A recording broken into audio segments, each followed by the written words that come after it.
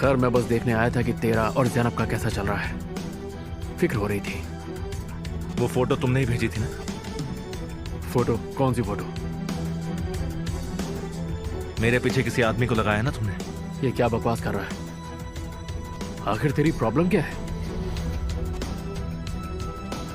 मेरी प्रॉब्लम तुम हो, समझे?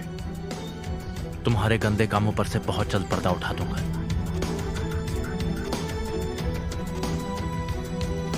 आग से खेलेगा ना तो जलकर खाक हो जाएगा।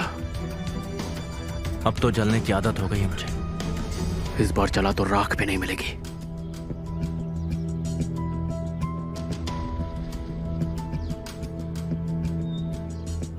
अपनी उल्टी गिनती शुरू कर दे।